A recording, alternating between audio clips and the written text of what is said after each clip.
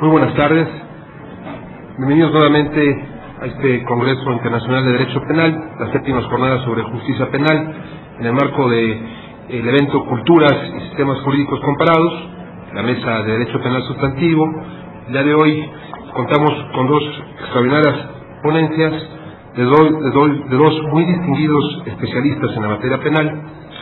La doctora Olga Islas de González Mariscal, quien expondrá la temática intitulada Modelo Lógico del Derecho Penal, y el doctor Jesús Zamora Piers, quien expondrá la ponencia intitulada Transferencias ilícitas de recursos depositados en bancos. Para tales efectos, me permito entonces presentar a la doctora Olga Islas de González Mariscal con una muy breve reseña curricular. La doctora Olga Islas obtuvo la especialización en Ciencias Penales y el doctorado en Derecho en la División de Estudios Superiores de la Facultad de Derecho de la Universidad Nacional Autónoma de México. Profesora en Derecho Penal en la División de Estudios de Posgrado, Facultad de Derecho de la UNAM desde el año de 1968. Ha impartido diversos cursos en el Instituto Nacional de Ciencias Penales, el INACIPE. Asimismo, es autora de varios libros y múltiples artículos publicados en revistas especializadas en las diferentes áreas de las ciencias penales. Miembro del Colegio de Profesores de Derecho Penal de la Facultad de Derecho de esta universidad y también es miembro del Consejo de la Comisión de Derechos Humanos del Distrito Federal, así como de la Academia Mexicana de Ciencias Penales, de la que fue presidenta durante 8 años, de 1989 a 1997. Actualmente, la doctora Olga Islas de González Mariscal es investigadora de tiempo completo en el Instituto de Investigaciones Jurídicas y además coordinadora de este congreso. Le agradecemos mucho la invitación que me permite acompañarla a usted y al doctor Jesús Zamora Piers en esta mesa. Tiene usted el uso de la palabra hasta por 40 minutos. Bueno, pues yo sin más preámbulos y para no perder el tiempo, nada más agradezco en todo lo que vale la asistencia de todos ustedes y empiezo con el tema. El modelo lógico del derecho penal es el producto de una investigación que se inició hace 40 años con la finalidad de construir un sistema conceptual que permita la explicación consistente, tanto general como especial, de todo el derecho penal. La investigación ha evidenciado diversas deficiencias que gravan a la doctrina penal, entre las cuales destaca la mezcla de facticidad y normatividad en la teoría del delito y en la teoría de la pena. En la teoría del delito, cuyo objeto de conocimiento es precisamente el delito, se incluye el estudio del tipo penal, que es parte integrante de la norma penal y por tanto es objeto de conocimiento de la teoría de la norma penal. El delito es un hecho particular cometido por una concreta persona, por lo cual pertenece al mundo fáctico. El tipo, en cambio, es una mera descripción general y abstracta elaborada por el legislador y por ello pertenece al mundo normativo. Son dos mundos diferentes. Otro ejemplo de esta clase de confusión es el referente al dolo.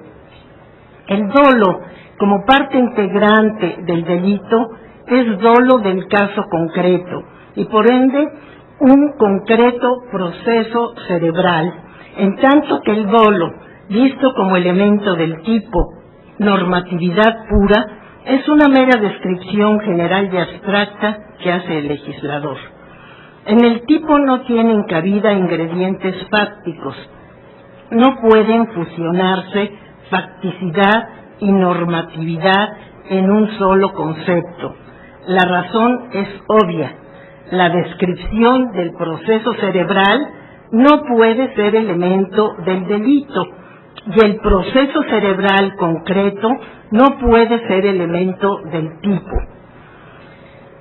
En la teoría de la pena, con una visión singular, se abarcan 3 momentos o ámbitos distintos de la pena: la conminación legal, que unida al tipo integra la norma penal general y abstracta; B, la determinación judicial específica de la sanción penal para el caso concreto, norma penal individual y concreta en la sentencia condenatoria y c. la ejecución de la determinación judicial. Esta visión conduce a imprecisiones respecto de la legitimación, la legalidad, la finalidad y el criterio de determinación de cada uno de estos ámbitos dentro de la teoría de la pena. Se trata de 3 materias diferentes y por ello habrá que elaborar la teoría correspondiente a cada una de acuerdo con el específico objeto de conocimiento. Esto es lo que hace el modelo lógico. Estructura del modelo. El modelo lógico es un sistema conceptual que explica su integral objeto de conocimiento. Su estructura se fundamenta en la distinción de niveles de lenguaje, punto de partida de la construcción del sistema. En un primer nivel se ubican las acciones y omisiones antisociales, prejurídicas, relevantes para el legislador. Son acciones y omisiones que constituyen las fuentes reales que legitiman la elaboración de las normas penales generales y abstractas. Es un nivel prejurídico. En el segundo nivel se sitúan las normas penales generales y abstractas creadas por el legislador, integradas por un tipo penal y una punibilidad si se trata de sujetos imputables, o de un tipo y una descripción legal de medida de seguridad si se trata de personas inimputables. Es un nivel normativo general y abstracto. El tercer nivel está destinado a los delitos, que son acciones y omisiones antisociales, pero con plena relevancia jurídico-penal en razón de que ya están descritas, prohibidas y conminadas penalmente en una norma penal general y abstracta. Es un nivel fáctico, particular y concreto, con un significado jurídico-penal. En el cuarto nivel se encuentran las puniciones, que surgen en la instancia judicial, forman parte de las normas penales individuales y concretas emitidas por el juez a través de la sentencia penal. Es un nivel normativo, particular y concreto. El quinto nivel lo ocupan las penas entendidas como ejecución de las normas penales particulares y concretas. Es un nivel fáctico, particular y concreto.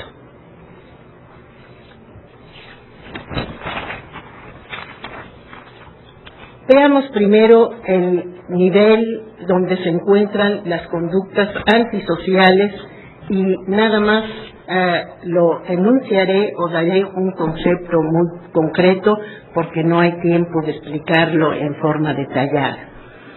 Conducta antisocial es toda actividad o inactividad que en forma intencional o por descuido y sin necesidad lesiona o pone en peligro o no evita la lesión o la puesta en peligro de algún bien que es necesario para la subsistencia misma de la sociedad o para hacer soportable la vida en la sociedad o para hacer viable el integral y democrático desarrollo de los seres humanos y de la sociedad.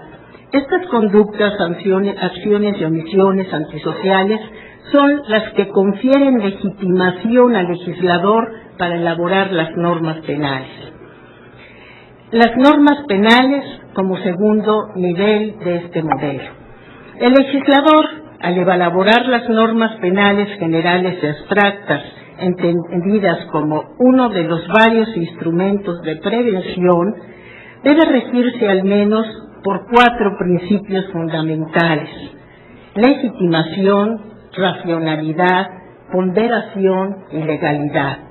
Una norma penal general y abstracta es legítima cuando constituye una respuesta del legislador a una específica necesidad social originada por la reiterada, comisión de acciones u omisiones antisociales pertenecientes a una determinada clase de antisocialidad. De acuerdo con el principio de racionalidad, una norma penal debe estar precedida del diseño e instrumentación de una política de prevención no penal de la antisocialidad tendente a inhibir la comisión de conductas antisociales. Una norma penal general y abstracta cumple con el principio de ponderación solo cuando previamente a su elaboración se evalúa la constelación de variables en pro y en contra para saber si la concreción de la norma no traerá consecuencias contraproducentes en la realidad social. Una norma penal general y abstracta será legalmente creada cuando el órgano que la elabora tenga competencia constitucional para ello y se cumplan rigurosamente las formalidades exigidas en la Constitución relativas al proceso legislativo. De acuerdo con la garantía de legalidad, nullum crimen, nulla pena, sine lege, previa, toda norma penal general y abstracta debe ser anterior a la comisión de los concretos delitos. Por esta razón, las normas penales están ubicadas en el segundo nivel del sistema, anterior al nivel en el que están situados los delitos. Es importante señalar que el legislador no va a crear los ingredientes de la materia que va a quedar penalmente prohibida. El legislador solo va a recoger el contenido de las conductas antisociales tal y como se están cometiendo en la realidad. El legislador no debe introducir modificaciones porque al modificar estaría describiendo conductas diferentes a las que están ocurriendo y perturbando la convivencia humana, lo cual sería irracional. El legislador, para cumplir con su función de crear las normas penales que protejan los bienes frente a toda conducta antisocial, debe elaborar dos clases de normas en atención a las personas que están en posibilidad de cometer conductas antisociales. A. Normas penales para imputables, cuyos componentes son un tipo y una punibilidad, y B. Normas penales para inimputables, integradas por un tipo y una descripción legal de medidas de seguridad. Una norma penal general y abstracta es un sistema conceptual que en forma necesaria y suficiente describe determinada clase de conductas antisociales, acciones u omisiones y la correspondiente posibilidad de privación o restricción de bienes del sujeto que realice una conducta antisocial de la clase descrita. El contenido integral de toda norma penal es dual. Por un lado, describe una determinada clase de conductas antisociales que da contenido al tipo, y por otro, describe la privación o restricción coactiva de bienes del sujeto que realice la conducta antisocial, descripción que da contenido a la punibilidad. El tipo es funcionalmente una figura elaborada por el legislador descriptiva de una determinada clase de conductas antisociales con un contenido necesario y suficiente para garantizar la protección de uno o más bienes jurídicos. A través del tipo, el legislador determina que las acciones o omisiones antisociales adquieren relevancia penal. En el tipo deben quedar bien definidas las acciones y omisiones antisociales que están ocurriendo en la realidad prejurídica, ya que estas y no otras acciones u omisiones constituyen la fuente real de las normas penales generales y abstractas. Esto es así no solamente por la legitimación que confieren al legislador para la elaboración de las normas, sino también en virtud de la función de prevención general reconocida unánimemente en la punibilidad. Un tipo penal no es simplemente un listado de elementos, es medularmente una estructura conceptual consistente, en la cual cada elemento está relacionado con los demás elementos y con todos los subconjuntos, y cada subconjunto está relacionado con todos los demás subconjuntos y con todos los elementos. Los tipos penales son tanto descriptivos como valorativos.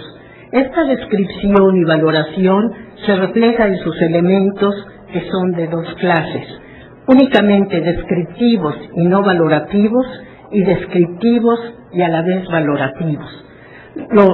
Los elementos descriptivos no valorativos constituyen el objeto sobre el cual recae la valoración dada en el propio tipo por el legislador. Los elementos valorativos contienen la valoración legal sobre aquel objeto. Son elementos valorativos el deber jurídico penal y la violación del deber jurídico penal. Son puramente descriptivos todos los restantes. Cabe mencionar que en el tipo hay elementos subjetivos y elementos objetivos. Son subjetivos la voluntabilidad, la imputabilidad, la voluntad dolosa y la voluntad culposa. Son objetivos todos los demás. El tipo, en términos lógicos, es un conjunto de elementos organizables en 8 subconjuntos. Deber jurídico penal, elemento deber jurídico penal. Bien jurídico, elemento bien jurídico. Sujeto activo, elementos voluntabilidad, imputabilidad, calidad de garante, calidad específica y número específico. Sujeto pasivo, elementos, calidad específica y número específico. Objeto material, elemento, objeto material. El hecho, elementos, voluntad dolosa, voluntad culposa, actividad, inactividad, resultado material, nexo causal o nexo normativo, medios de comisión, referencia temporal, referencia espacial, referencia de ocasión. Lesión o puesta en peligro del bien jurídico, elementos, lesión del bien jurídico y puesta en peligro del bien jurídico. Y finalmente, la violación del deber jurídico penal, elemento, violación del deber jurídico penal. Para clarificar en alguna forma la estructura del tipo, es necesario apuntar algunas definiciones que son especialmente importantes en el modelo. Deber jurídico penal es la prohibición de la actividad o inactividad que dolosa o culposamente va a producir o no va a evitar la lesión o puesta en peligro del bien protegido en el tipo, y que es necesaria porque no va a salvar bien jurídico alguno, o porque se tiene al alcance otra alternativa de actuación no lesiva o menos lesiva. Sujeto activo es la persona que, estando descrita en un específico tipo penal, tiene la posibilidad de concretizar el contenido semántico de todos los elementos incluidos en el particular tipo penal. La capacidad psicobiológica del autor del delito, por obvias razones, queda incluida en el ámbito del sujeto activo y se manifiesta en dos aspectos: voluntabilidad e imputabilidad. La voluntabilidad es la capacidad psicobiológica de conocer y querer la concreción de la parte objetiva, no valorativa del particular tipo legal. Es una capacidad de voluntad, se sustenta en la conciencia entendido en un sentido neurofisiológico. Insisto, es una capacidad de voluntad y por tanto es una capacidad de conducta. Su presencia determina que la persona que convierta en sujeto de derecho penal, de ahí su importancia.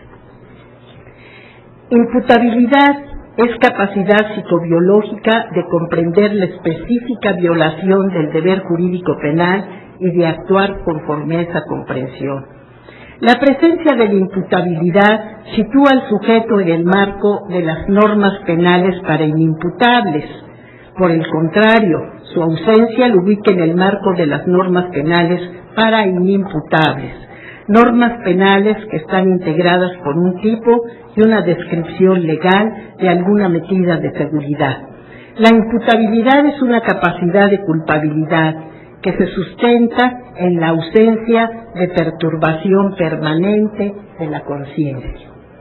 La calidad de garante, situada dentro del mismo renglón del sujeto activo, se entiende como una relación especial, estrecha y directa en que se encuentran un sujeto y un bien singularmente determinados, creado para la salvaguarda del bien. El hecho es un subconjunto de elementos del tipo necesarios e idóneos para producir o no evitar la lesión del bien jurídico. Es un subconjunto nuclear del tipo en razón de la relación de medio a fin que guarda con la lesión del bien jurídico. Tiene una estructura flexible, una simple conducta o una conducta y resultado material, o una conducta y alguna modalidad, o una conducta, un resultado material y alguna modalidad. Si el tipo exige un resultado material, necesariamente debe haber un nexo causal en las acciones, o un nexo normativo en el caso de las omisiones. El nexo causal es el proceso naturalístico relacionante de todos los efectos consecutivos a la actividad.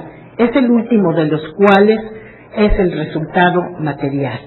Causa es la actividad del sujeto activo en adecuación a la semántica del verbo previsto en el tipo. La lesión del bien jurídico es la destrucción, disminución o compresión del bien jurídico. La puesta en peligro es la medida de probabilidad asociada a la destrucción, disminución o compresión del bien jurídico. Tanto la lesión del bien jurídico como la puesta en peligro del mismo son conceptos autónomos que nada tienen que ver con la violación del deber jurídico penal, conocido como antijuridicidad. Son el puente de enlace entre el hecho y la violación del deber jurídico penal.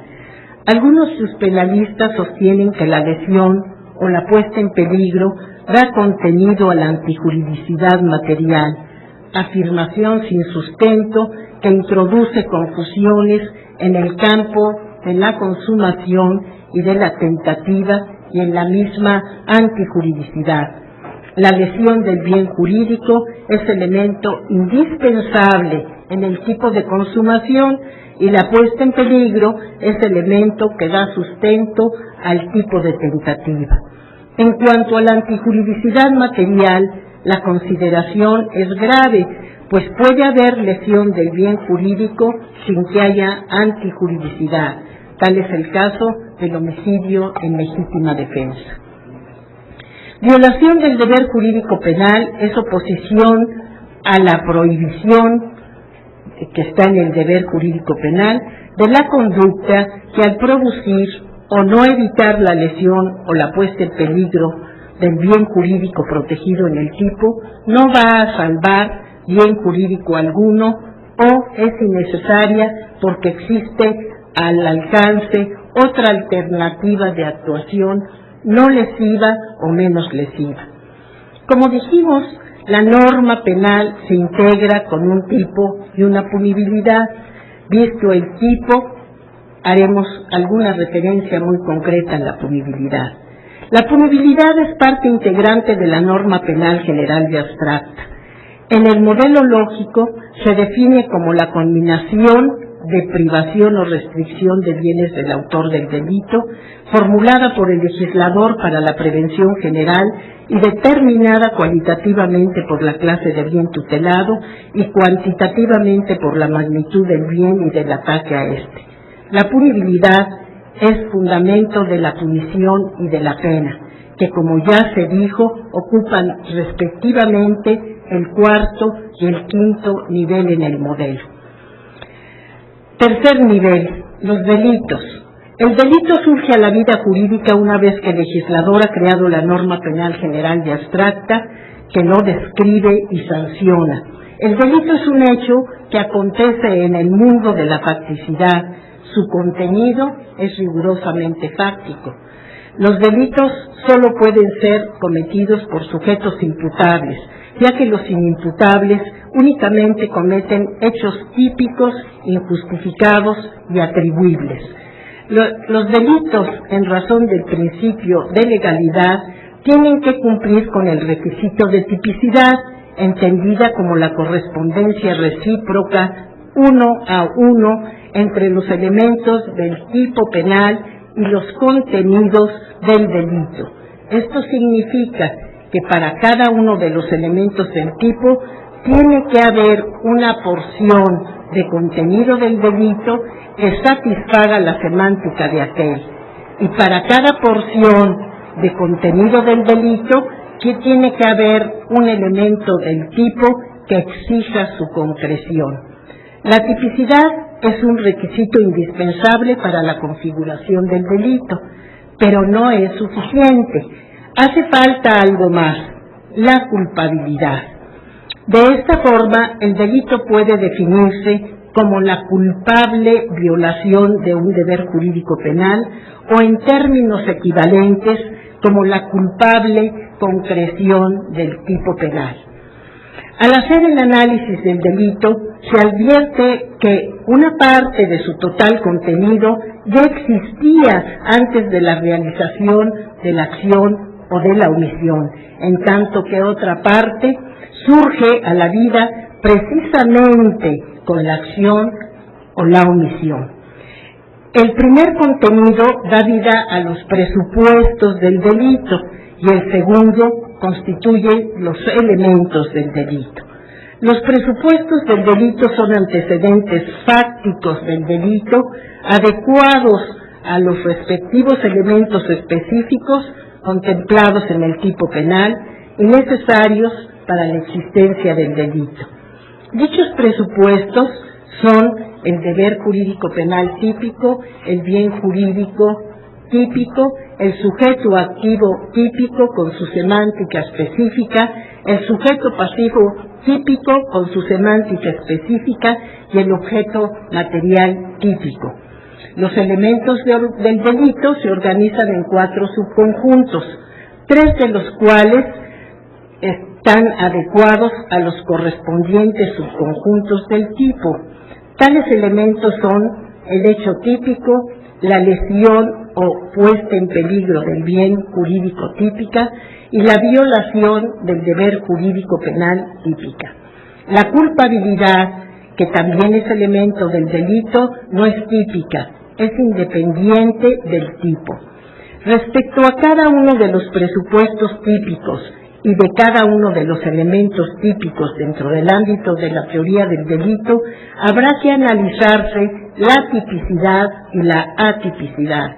Esta última trae como consecuencia la imposible realización del delito, la inexistencia del delito. En este espacio no se hará referencia específica a cada una de las tipicidades porque son fácilmente comprensibles en este ámbito de la teoría general y además por falta de tiempo. El análisis riguroso de las atipicidades de los presupuestos, la que genera más complejidad es la relativa al sujeto activo por la diversidad de su contenido. La atipicidad del sujeto activo se origina por la involuntariedad, la inimputabilidad, la ausencia de calidad de garante o de la calidad específica o del número específico. Si la voluntariedad tiene como sustento la conciencia que posibilita al individuo darse cuenta de sí mismo y del mundo que lo circunda, la involuntariedad tiene su origen en la ausencia permanente de la conciencia. El involuntable, inconsciente, permanente queda fuera de la normatividad penal. La inconsciencia transitoria deja subsistente la voluntariedad y solo genera atipicidad por falta de voluntad dolosa. La inimputabilidad se presenta cuando el sujeto tiene perturbada permanentemente la conciencia. Ante esta situación cae en el marco jurídico de los inimputables. La perturbación transitoria de la conciencia por trastorno mental transitorio no conduce a una atipicidad por falta de imputabilidad, únicamente da lugar a una inculpabilidad. La ausencia de los demás aspectos, calidad de garante, calidad específica o número específico, ocasiona la imposible configuración del delito. En cuanto a los elementos del delito, es importante destacar las tres variables de atipicidades. El contenido del hecho varía en función del contenido que este mismo subconjunto tenga en el tipo penal. En este contexto, es imprescindible analizar separadamente la acción y la omisión. La acción se integra con una voluntad dolosa o culposa y una actividad, en tanto que la omisión se constituye con una voluntad dolosa o culposa y una inactividad. La tipicidad por ausencia de voluntad dolosa se produce por error de tipicidad factual. ¿A qué se difiere de la doctrina que generalizadamente se refiere al error de tipo, denominación que parece aludir a un error sobre la normatividad, lo cual genera confusión en razón de que en el nivel del dolo todo es factual? La inconsciencia transitoria también es aspecto negativo del dolo, la vis absoluta, la vis maior y los movimientos reflejos y otras causas. La actividad o la inactividad en el caso concreto pueden ser consumación o de tentativa, y habrá atipicidad por ausencia de la voluntad, por ausencia de la actividad o de la inactividad correspondiente. En cuanto a la lesión o puesta en peligro del bien jurídico, la tipicidad se presentará cuando en el caso concreto no haya destrucción, compresión o disminución del bien jurídico, en caso de consumación, o cuando no se presente alguna probabilidad asociada a la destrucción, compresión o disminución del bien jurídico en caso de la tentativa. La tipicidad por ausencia de violación del deber jurídico penal la originan las llamadas causas de justificación, generadas por la necesidad con que se actúe. Concretamente, la atipicidad se presenta cuando la conducta realizada era necesaria porque se dirigía a salvar un bien jurídico y no se tenía al alcance otra alternativa de actuación no lesiva o menos lesiva. Por lo que respecta a la culpabilidad y su aspecto negativo, vale tener presente al menos el concepto de culpabilidad que tenemos en el modelo lógico. La culpabilidad es reprochabilidad de la conducta violatoria del deber jurídico penal por el conocimiento que tiene el autor, sujeto activo del delito, de que su acción u omisión es innecesaria porque no va a salvar bien jurídico alguno o porque existe a su alcance otra alternativa de actuación no lesiva o menos lesiva. La culpabilidad implica, además de una lesión o puesta en peligro del bien jurídico, una violación del deber jurídico penal. Para que sobrevenga el reproche, al activo es necesario que éste, al momento de la realización de la conducta, haya actuado con el conocimiento real de la violación del deber jurídico penal que conlleva el conocimiento potencial del deber jurídico penal. La culpabilidad se anula por trastorno mental transitorio, error invencible sobre el deber jurídico penal o sobre la violación del deber jurídico penal que genera las eximentes putativas. El error vencible solo atenúa la culpabilidad. Respecto de la exigibilidad de la conducta adecuada a la norma, en el modelo queda comprendida en la violación del deber jurídico penal en razón de que se concreta en la ausencia de coacción y de estado de necesidad con bienes de igual valor. En la coacción y en el estado de necesidad, la conducta se dirige a salvar un bien jurídico sin que exista al alcance otra alternativa de actuación no lesiva o menos lesiva. Por tanto, el aspecto negativo de la inexigibilidad forma parte de las causas de justificación en el modelo lógico. Quedan pendientes el cuarto nivel, que dije que corresponde a la punición, y el quinto, que corresponde a las penas, que queda para la publicación de la memoria, porque el tiempo se ha terminado. Muchas gracias.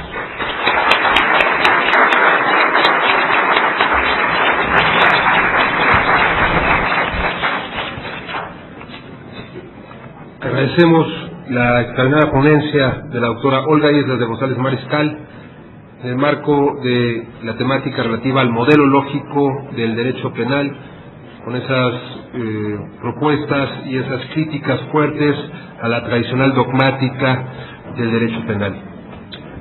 Continuando con esta mesa de derecho penal sustantivo y agradeciendo nuevamente a la doctora Olga Islas, damos el uso de la palabra al doctor Jesús Zamora Pierce con la temática transferencias ilícitas de recursos depositados en bancos, y me permito dar una muy breve referencia al currículum del doctor Jesús Zamora Pierce. Él es abogado postulante con más de 45 años de experiencia profesional. Es también expresidente de la Academia Mexicana de Ciencias Penales, pero también expresidente de la Barra Mexicana Colegio de Abogados, profesor de diversas universidades y además autor de un sinnúmero de obras científicas en materia de derecho penal. Es un honor, doctor, tenerle aquí. Tiene usted el uso de la palabra y yo rogaría, por favor, que fueran formulando sus preguntas en las tarjetas para que, una vez concluida la ponencia del doctor, podamos dar paso a ese coloquio. Muchas gracias. Muchas gracias. Buenas tardes. Le agradezco al Instituto de Investigaciones Jurídicas el honor que me ha hecho al invitarme a participar en esta mesa. El tema sobre el cual voy a hablar a ustedes el día de hoy es, sin lugar a dudas, el tema que mayores daños y mayor preocupación ocasionan a la banca mexicana y mundial y a los clientes de la banca, que somos prácticamente todos nosotros. A través de las conductas sobre las cuales voy a hablar, la delincuencia logra año con año distraer, sacar, retirar ilícitamente de la banca miles de millones de dólares. Comprenderán ustedes cuál es la preocupación enorme para la banca, para los clientes de la banca y para todos aquellos que tienen que ver con la justicia penal en el análisis de este tema. El tema se enmarca en la banca electrónica, un tipo de banca que es muy joven, que tiene muy poco tiempo de haber surgido y que permite al cliente de la banca acceder a la banca y dar instrucciones de tipo patrimonial sin necesidad de estar físicamente presente en las oficinas del banco. Basta el uso de una computadora, basta el uso de la internet para que el cliente pueda acceder al banco y dar instrucciones sobre sus cuentas bancarias.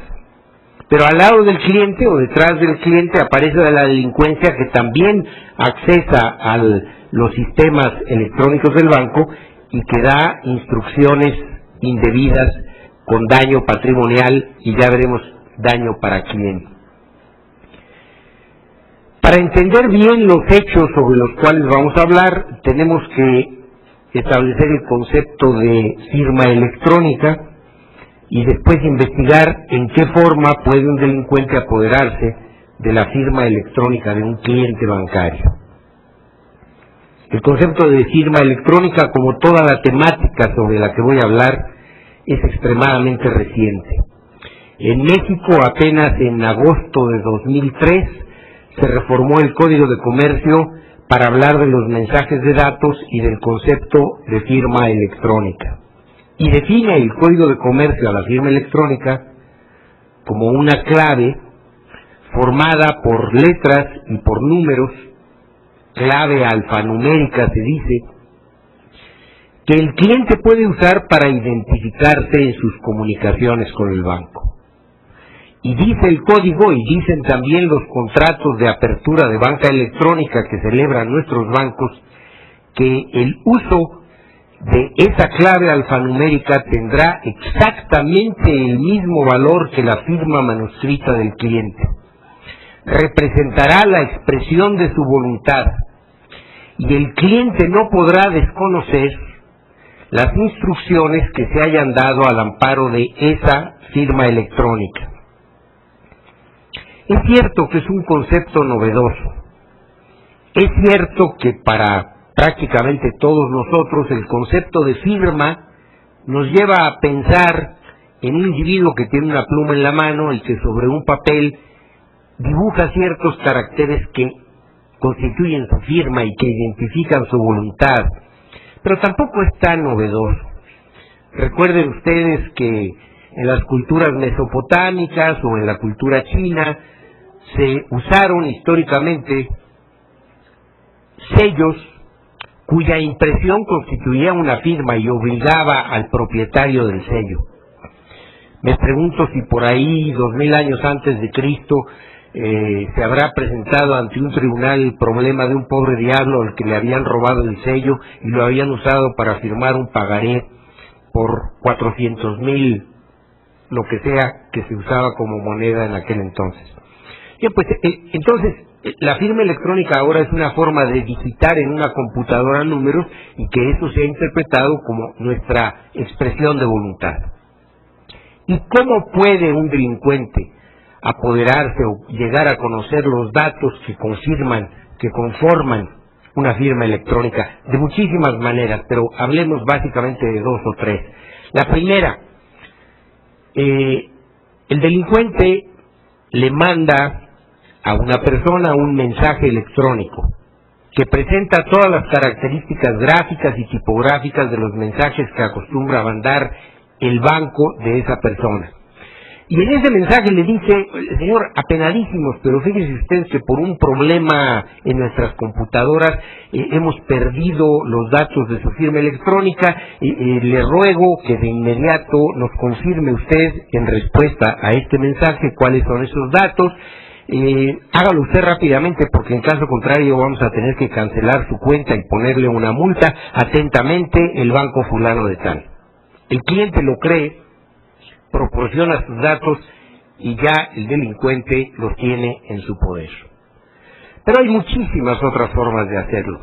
Hay alguna en la cual se puede poner en una computadora un software que hace que todos los mensajes de datos que se teclean en esa computadora son simultáneamente remitidos a otra computadora, la computadora del delincuente.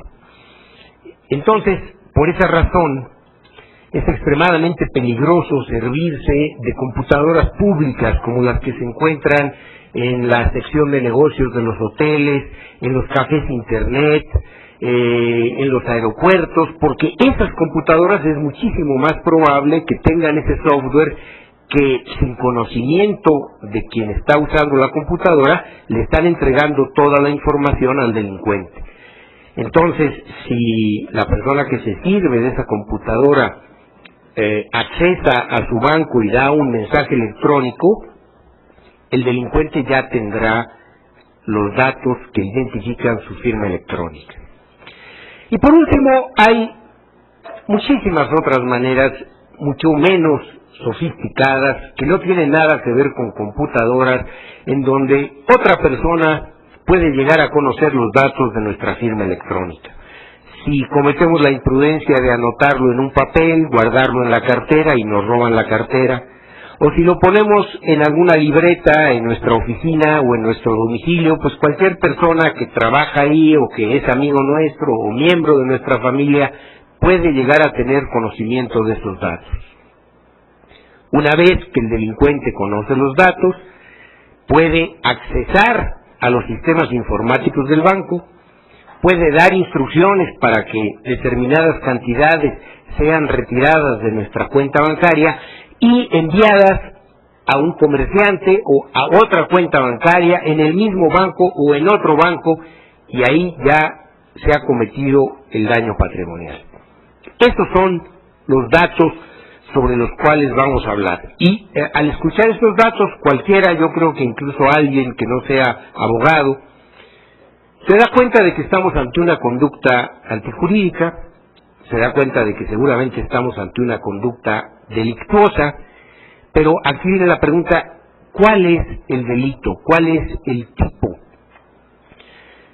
Cuando hemos escuchado a la doctora Olga Islas hablarnos con tanta precisión acerca del tipo, sabemos que este es un mecanismo, una invención jurídico-penal de gran precisión, de gran claridad, y que nos permite saber de inmediato si una conducta es o no delictuosa, y en su caso, qué tipo se conforma con esa conducta, o por lo menos en teoría así suena. Pero en el caso del que yo les estoy hablando, parece que no ha sido así.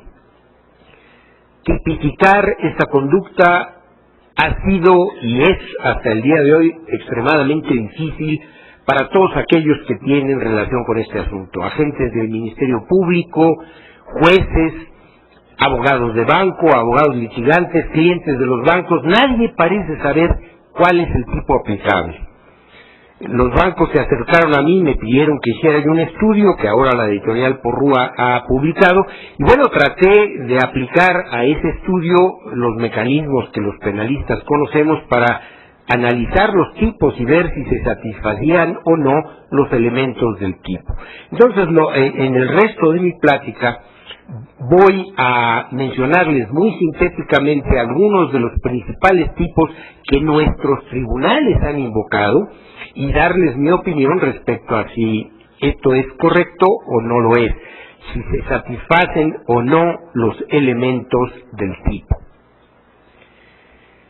Por empezar con alguno, digamos que ha habido numerosos tribunales penales que han dicho que obviamente esta conducta es delito. Se trata nada más y nada menos que del delito de robo.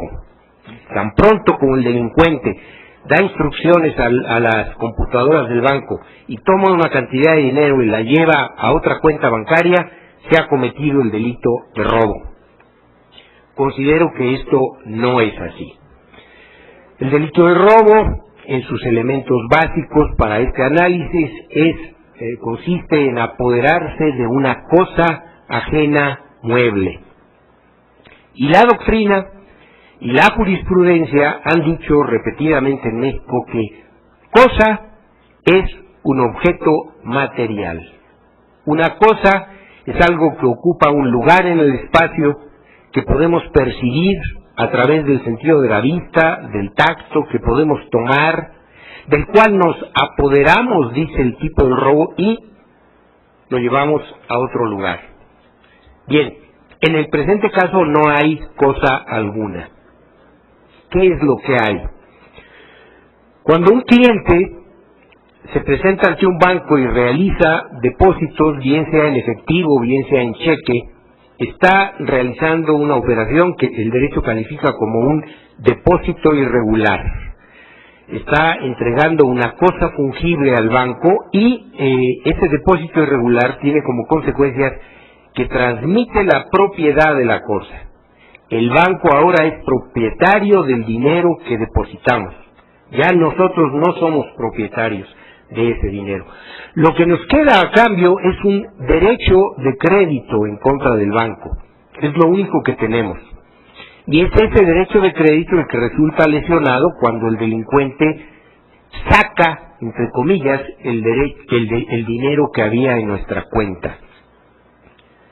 Algún autor extranjero, ha mencionado que, bueno, quizá en el momento de la transferencia no hay una cosa, pero al final del camino hay una cosa: cuando el delincuente va y hace efectivo el crédito que ahora se ha adjudicado y adquiere billetes, esos billetes, dice este autor, son la cosa. Tampoco estoy de acuerdo. En primer lugar, porque ese momento futuro puede ser que no llegue nunca.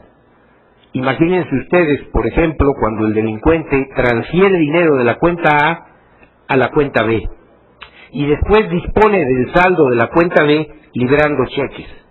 Nunca llegó el delincuente a tener billetes en su mano. Además, creo yo que en el momento de la transferencia ya se ha obtenido el lucro, el beneficio económico, ya se ha causado el daño y el sentido común, la lógica y la justicia exigen que en ese momento se consume el delito y no que esperemos para declararlo consumado a un momento futuro que pudiera no llegar nunca. Así pues, no hay robo. Algunos otros jueces han declarado que con estas conductas lo que en realidad se comete no es un robo, sino un fraude genérico. Tampoco estoy de acuerdo. Recordemos entre los elementos del fraude 3 que nos servirán para hacer la comparación. El fraude consiste en un engaño que produce en su víctima un error y la víctima, movida por ese error, toma un acto de disposición patrimonial que la perjudica y que beneficia al defraudador.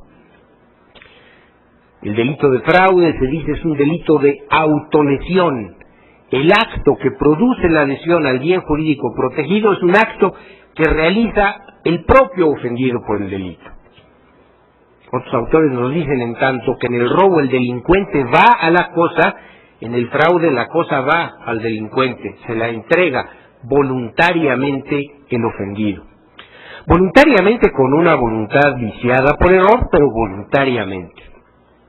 Bueno, en el caso de las transferencias bancarias al que nos estamos refiriendo, yo creo que no hay engaño y en consecuencia no hay error en muchos de los casos.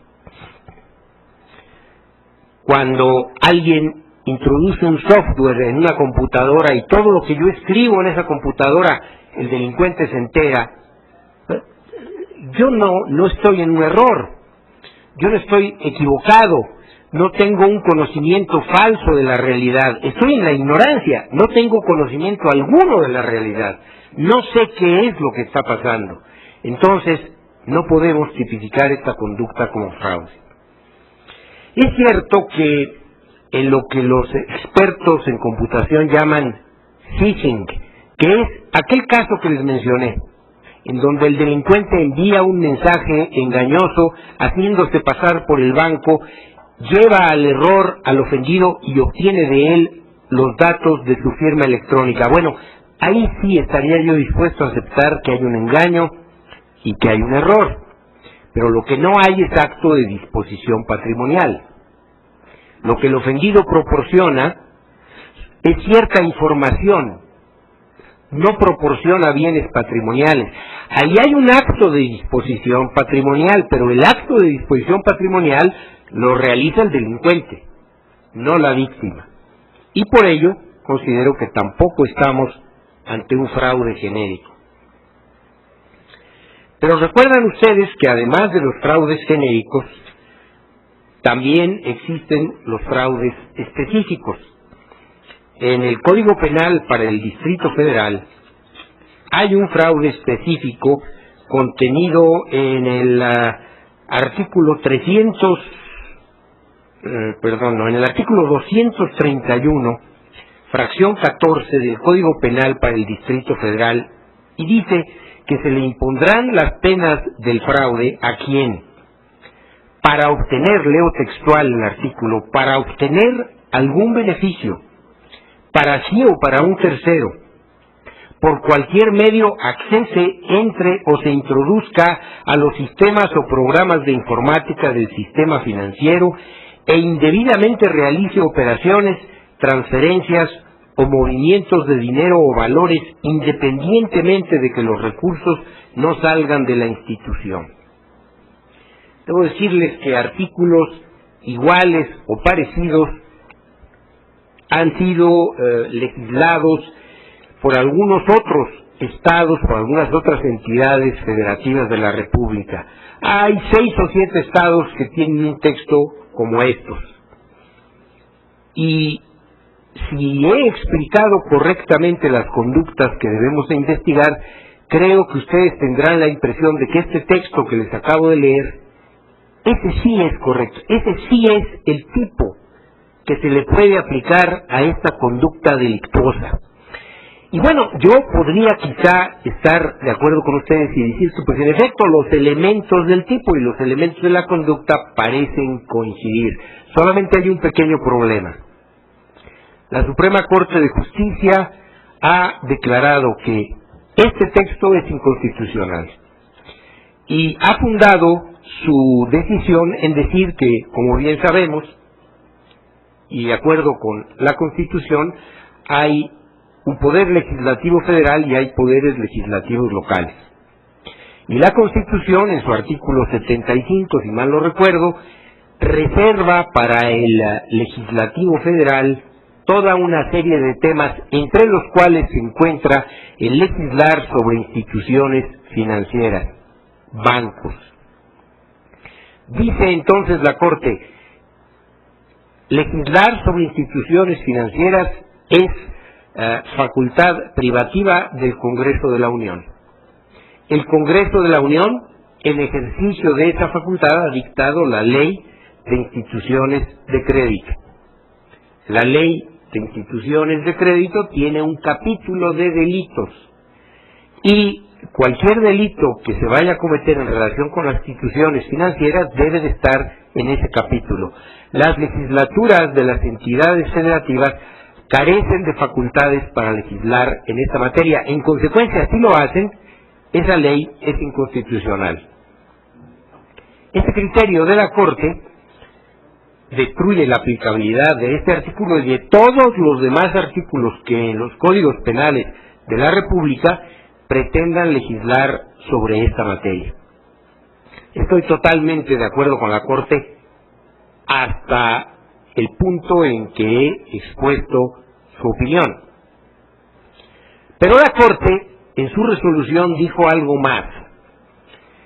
Dijo que este delito era un delito que se cometía en perjuicio del patrimonio de los bancos.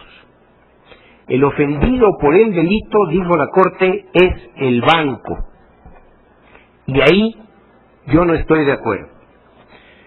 Como ustedes comprenderán, este problema de determinar quién es el ofendido por el delito es de máxima importancia económica, si no jurídica, porque los miles de millones de los que hablé al principio de mi conversación, de mi plática, pues esos miles de millones ahora está en discusión si deben ir en perjuicio del banco o en perjuicio del cliente del banco.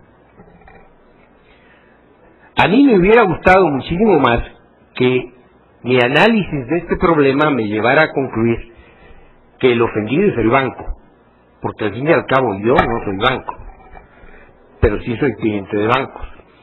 Pero en fin, soy amigo de Platón, pero soy más amigo de la verdad. En realidad, mi análisis de este tema me lleva a concluir que el ofendido es el cliente. ¿Por qué? Pues bien, porque es el cliente quien, por lo menos en parte, crea la firma electrónica. Es el cliente quien, de acuerdo con el Código de Comercio y de acuerdo con los contratos de apertura de banca electrónica, tiene la responsabilidad de guardar en secreto los datos que integran su firma electrónica. Es el cliente quien, a través del hecho de que es engañado, o bien a través del hecho simplemente de que fue descuidado con su firma, o del hecho de que le tocó la mala suerte de usar una computadora que estaba trucada, es el cliente el que acaba por entregar los datos de su firma. Él es el que la anotó en la agenda que posteriormente perdió. Él es el que permitió que su hijo, su sobrino, su esposa conocieran los datos de esa firma. Su secretaria, a veces le confía a la secretaria que haga las operaciones, y la secretaria muy eficientemente hace todas las operaciones que le instruimos que haga, y 2 o 3 más que no le habíamos dicho. Entonces, yo considero que es el cliente quien es responsable porque los datos de esa firma electrónica hayan llegado a conocimiento de un tercero. Y en consecuencia el dinero que delictuosamente es sustraído de la cuenta lo pierde el cliente, no el banco. Pero en fin, es un problema nuevo, habrá que correr mucho en tribunales y ya veremos qué es lo que estos resuelven. Por lo pronto la Corte tiene el atrevimiento de estar en desacuerdo conmigo y de decir que no, que son los bancos. Bien, ojalá tenga razón la Corte si acaso algún día me sacan dinero de mi cuenta. Bien, esto no quiere decir que nunca y en ningún caso puedan llegar a ser civilmente responsables los bancos, o sea que el perjuicio económico no pueda en última instancia llegar a ser en contra de los bancos. Yo creo que hay por lo menos 2 hipótesis en donde el banco podría resultar responsable. La primera hipótesis sería si el delincuente es un empleado del banco.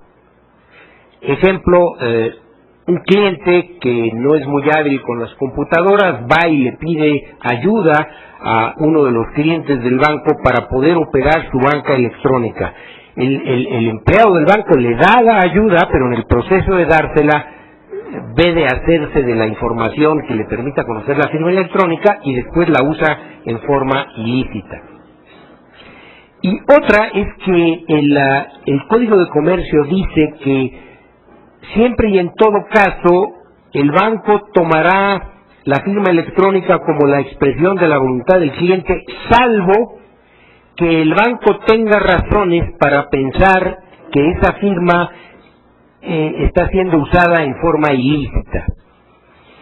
Ahí tendríamos que entrar a una muy larga discusión y a un análisis muy detenido para tratar de determinar cuándo se da ese caso, cuándo el banco tiene razones para pensar o debe de tener razones para pensar que la firma está siendo usada en forma ilícita. Pero en fin, cualesquiera que sean esos casos, si se llegan a dar esos casos y el banco atiende y obedece las instrucciones que recibe bajo esta firma electrónica, entonces el banco sería patrimonialmente responsable. Pero fuera de esos casos yo creo que el perjuicio va siempre en contra del cliente. Bien, y con ello, y para tratar de observar los límites de tiempo, les diré que en el pequeñísimo libro que he escrito sobre esto, analizo todavía 2 o 3 delitos más que han sido invocados por los jueces para decir que son los aplicables, pero que en mi opinión no lo son. Y estos son el artículo 112 bis, fracción tercera de la Ley de Instituciones de Crédito y el artículo 336 del Código Penal para el Distrito Federal. Pero, en fin, ya hemos mantenido en suspenso todo lo que el tiempo permitía y les voy a decir que, en mi opinión, el delito que sí se aplica es el 113 bis de la Ley de Instituciones de Crédito, que dice: a quien en forma indebida utilice, obtenga, transfiera o de cualquier otra forma disponga de recursos de los clientes de las instituciones de crédito, se le aplicará una sanción de 3 a 10 años de prisión. Verán ustedes que este artículo ni siquiera menciona banca electrónica, firma electrónica, computadoras, y yo creo que es correcto que no lo haga porque no es necesario. Es como el tipo del homicidio que habla de que comete el delito de homicidio el que priva de la vida a otro. Y para nada menciona puñales, venenos, bombas, pistolas, ni ningún otro de los muchos instrumentos que se pueden usar para esa labor de privar de la vida a otro. Bueno, pues de la misma manera acá hay muchas maneras en que el delincuente puede obtener la firma electrónica y eso no es lo trascendente, ese es un mero medio, un mero instrumento. Lo importante, lo definitorio es que con esa firma ilícitamente obtenida se haga una transferencia de recursos bancarios igualmente ilícita. Y yo creo que con ese tipo ya no necesitamos legislar, tenemos los instrumentos legales necesarios para poder perseguir a estos delincuentes. Y con ello les agradezco muchísimo su atención.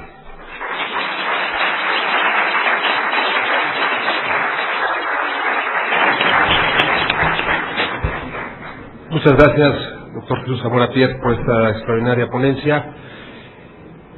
Acaban de avisar que nos quedan entre 10 y 15 minutos máximo de grabación y queremos que las preguntas y respuestas queden grabadas para los efectos de los antecedentes, de tal manera que sin mayor preámbulo doy el uso de la palabra a la doctora Olga Islas para los efectos de que bajo su consideración conteste las preguntas. Sí, dice la pregunta que si los menores son incapaces, solo son sujetos de derechos, no tienen la posición de garantes, pues la tienen sus padres o tutores, como se justifica en el artículo 18 constitucional. Creo que esta es otra situación. Los menores han sido sustraídos del ámbito penal y entonces tienen una legislación propia, una legislación específica, que naturalmente que no son garantes frente a terceros. Esto lo dispone el Código Civil y aún el Código Penal en el caso de reparaciones de daño y de todo esto, pero en el caso de la configuración de delitos o de conductas antisociales realizadas por menores, para el caso de las omisiones, no diríamos generalizadamente que todos los menores son inimputables. Aquí estamos manejando otra connotación. Una es que sean capaces de garantizar lo que hacen, porque son sujetos de derechos y que aquí intervienen sus padres, sus tutores y demás. Eso perfectamente, pero para el caso de los menores que cometen conductas antisociales, veamos un ejemplo. Un menor de 17 años y medio puede ser garante desde el punto de vista penal para proteger algún bien jurídico. Entonces, si tiene la capacidad psicobiológica y es imputable, pues lo consideramos como tal y aplicamos las reglas de derecho penal para la configuración de esa conducta tipificada por la ley como delito. Y otra cosa será la situación que él tenga para responder frente a terceros, que allí sí es su situación de personas no capaces, así consideradas, y entonces sí entra todo lo relativo a la responsabilidad de los padres, de los tutores, etcétera, etcétera. Aquí se me hace otra pregunta respecto a una enfermedad mental. Nosotros, de acuerdo con el modelo, pensamos en una enfermedad que sea permanente, una enfermedad permanente, sí hace a un sujeto inimputable, pero no lo hace que no sea que sea su situación que salga fuera del ámbito penal. Hay normas para imputables y hay normas para inimputables. Hay procedimientos penales específicos para imputables y procedimientos penales específicos para inimputables. A los inimputables, al final de un procedimiento se les aplica una medida de seguridad. Entonces, el que sea inimputable no lo sustrae del campo del derecho penal. El que sea inimputable solamente hace que se varíe el universo normativo, de ser un universo de personas imputables, que es generalmente con lo que trabajamos pasamos al ámbito, a la circunscripción de personas inimputables a las cuales se les aplican el tipo penal. El tipo penal es el mismo para unos y otros, pero la consecuencia es una medida de seguridad la cual tiene que ser aplicada en una sentencia por un juez que considere que el sujeto inimputable ha cometido, ha realizado realmente esa acción o esa omisión. Entonces me estoy refiriendo a los dos casos. Muchas gracias, doctora, por sus respuestas. Doctor Jesús Zamora Pies, por favor. Me preguntan si el delito señalado en el artículo 231, fracción 14 del Código Penal del Distrito Federal, el delito sobre el cual mencioné que la Suprema Corte lo considera inconstitucional, si ese delito podría aplicarse cuando se da la siguiente hipótesis que me plantea Ana Ruth Sánchez. Por error, en la cuenta bancaria de un cliente se acredita un dinero que no le pertenece, y el cliente trata de transferir o retirar ese dinero que está en su cuenta pero que no le pertenece. Y me pregunta la licenciada Sánchez si quizá en ese caso sería aplicable el 231 fracción 14. Considero que en vista de la ejecutoria de la Suprema Corte, que considera este delito como inconstitucional, no debería este tipo ser aplicado en ningún caso, porque en cualquier caso carga consigo esa calificación de inconstitucional. Se me pregunta si existen iniciativas para crear alguna norma jurídica aplicable. Yo no creo que haga falta crear una norma jurídica. Ya indiqué que el 113 bis de la Ley de Títulos, en mi opinión, basta para solucionar el problema jurídico. Se me pregunta cómo remediar este problema tan grave. Bueno, creo que el derecho penal no remedia ningún problema. El derecho penal lo único que hace es sancionar a quienes cometen delitos.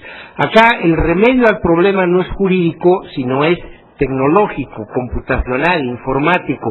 Y sí, en efecto, los bancos están trabajando intensamente para complicar la firma electrónica de tal manera que se lleguen a crear, de hecho ya existen en los principales bancos de México, firmas electrónicas que por medios que no tengo tiempo para explicar acá, varían en cada operación. Lo que quiere decir que aun cuando el delincuente se entere de la firma que usé en la operación que hice hace 5 minutos, cuando él trate de hacer una nueva operación, esa firma ya no aplica, tiene variantes, y esa es la forma en que se está tratando de evitar el problema. Se me pregunta por qué al depositar mi dinero ya no soy dueño de él. Este no es un problema penal, sino un problema de derecho mercantil. Ustedes saben que en el contrato de depósito, quien recibe el depósito está obligado a devolver el mismo objeto que inicialmente recibió en depósito. Pero cuando lo que se deposita es un bien fungible, como lo es una cantidad de dinero, o 200 kilos de trigo, o cosas por el estilo, entonces el depositario adquiere la propiedad del bien, y en consecuencia el depositante pierde esa propiedad, y lo único que conserva el depositante es el derecho a recibir una cantidad idéntica de objetos de la misma calidad y clase, y nada más. Por eso el dinero que depositamos en los bancos pasa a ser propiedad de los bancos, y nosotros conservamos tan solo el derecho de crédito. Gracias. Les quiero pedir un fuerte aplauso para nuestros distinguidos ponentes. Agradecer también a ustedes su asistencia. El Instituto Su Casa les otorga un reconocimiento que ya tienen, y con esto damos por terminado. Nuevamente agradeciendo su presencia y muchas gracias. Doctora, muchas gracias, doctor.